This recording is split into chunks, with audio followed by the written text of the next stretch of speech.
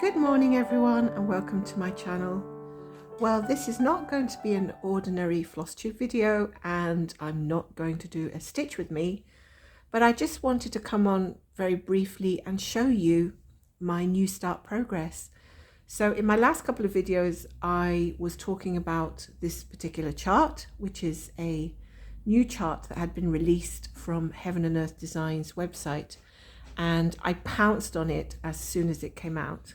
So I started this chart on, I believe it was the 1st of February this year. So we've only been working at it for 8 days.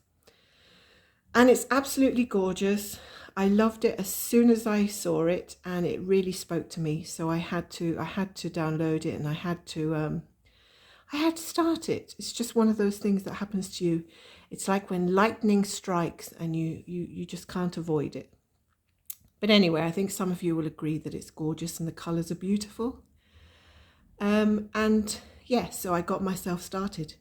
But I was aware that there was going to be an awful lot of black in this chart, which when I looked at it on the Pattern Keeper application, I saw that there was roughly 69,000 black stitches alone. So I have completed, let me just get my Pattern Keeper open here so I can see my stats. In 8 days, I've completed 4,200 stitches, of which primarily most of those have been just black. And I started up here.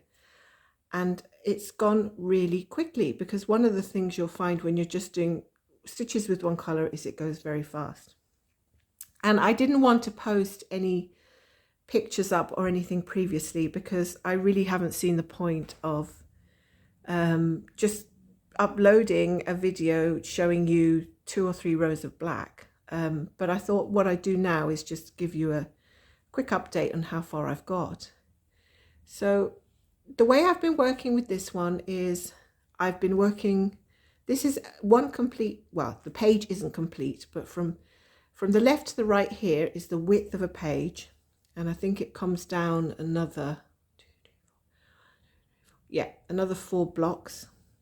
And obviously I know that this one has gone really quickly because most of it's been black stitches.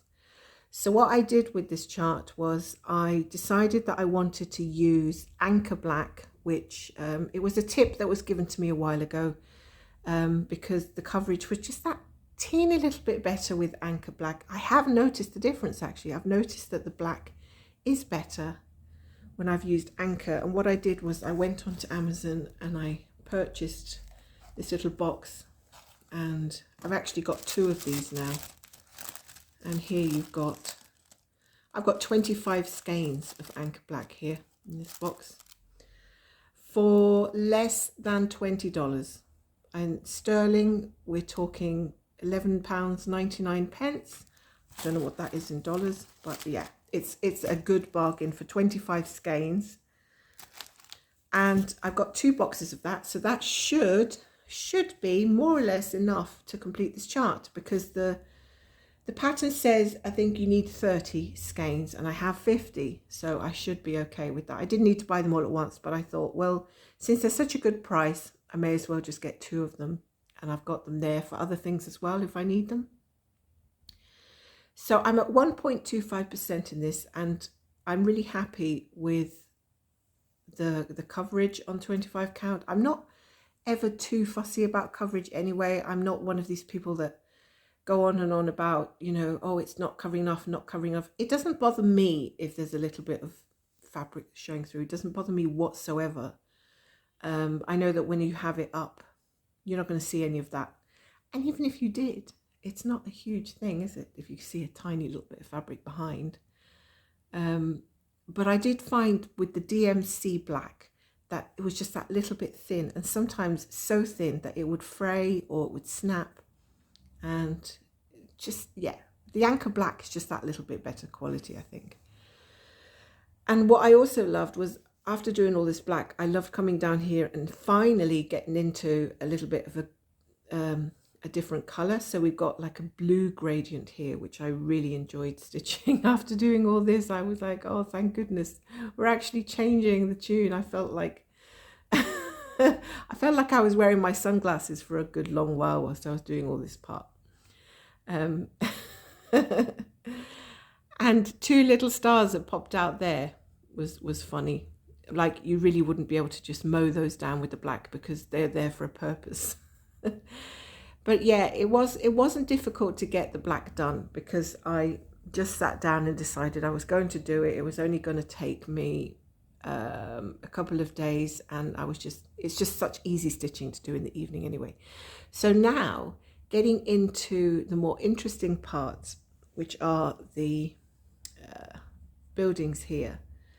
I think I'm going to work down. So, because if I work across, I'm going to be doing nothing but black and blues. I'm not, it's going to be pretty much all the same all the way across. I think that is actually going to kill me. So working down, I'm going to hit this. I'm going to hit the sky, the buildings, the sea, those rocks, and then finally I'll get to a boat. So my idea is to do 2 pages down and then these 2 pages on the right, and then I'll move the fabric and keep going down until I get to the bottom, and then I'll do the same thing further right. So it's working down and then to the right. And I think with that I'll have enough variation to not drive me mad, and I'll only be doing the black when I come back to the top again. But that doesn't mean if I change my mind, which I probably will, I could just, go a different method or a different way.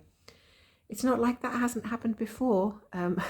It's quite common to change methods, as we know, in the middle of a whip. Quite randomly, sometimes you're quite happily going along there doing your rows, and then the next minute you're veering off into some direction, like a train that's gone off the railway track, and you just think, what happened? It's quite amusing.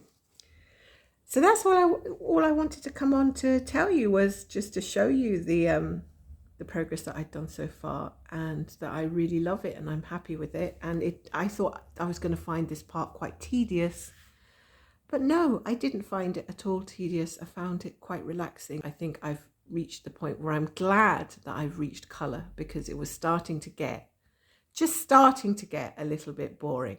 And I think that now that I'm coming down this way, it's going to be a lot more exciting. I honestly can't fault how beautiful this chart looks, and looking at the mock-up, it seems to be pretty nice. So I'm hoping that because it's a fairly large piece, that there's not going to be too much pixelation, and it's going to have a nice sharp image. Now, rotation wise, this one is not really going to be the main focus, because obviously I'm doing the Astro Cat Heaven and Earth Designs stitch along, which I'm hoping to get at least the 4 pages needed this year to get the prize, which is all the charts that were available for the stitch along. I'm not sure any longer about finishing the chart. I found a couple of days that I've had a few big sighs, thinking, oh, this is getting a bit tedious. But I think it's because I'm not used to doing stitch goals every single day. I normally work just picking up things as and when. And secondly, I've been at the top section where all the browns, there's like hundreds of browns at the top section of the chart, and it's driven me a little bit crazy. So I've had to abandon the row by row method, and now I'm just sort of working CC inside a couple of squares, or CC working downwards. By CC I mean cross country stitching. And yeah, so there's been a couple of days where I felt like, oh, I don't really, not in the mood for this chart, and I kind of envisaged that might happen, but I also think to myself, well, I don't have to do them 200 stitches every day. I can leave it for a few days, but then they do build up. And then instead of having to do the 200 stitches, you end up having to do 800, because before you know it, the week has gone by, and if you need to catch up. So I am actually putting in the effort to do it, and it's not a huge deal. I just feel like I was kind of ready to change, to swap it out for something else after I've done those 200 stitches. And swapping out for this one is lovely, because I'm really interested in seeing how this is going to develop. I don't think there's been a chart that has struck me quite as much as this one. I don't know what it is about it, but it really has struck me. And a few other people are starting this chart too, so I'm looking forward to seeing their progress. So let's see how we get on, and I would like to come back and do a stitch with me very soon. So that's everything I have to say for this chart and how my progress is going. So I'd love to come back and either do a stitch with me or do another update very soon. So thanks for watching, and I hope you have a pleasant end of week. So take care, guys, and I'll see you soon.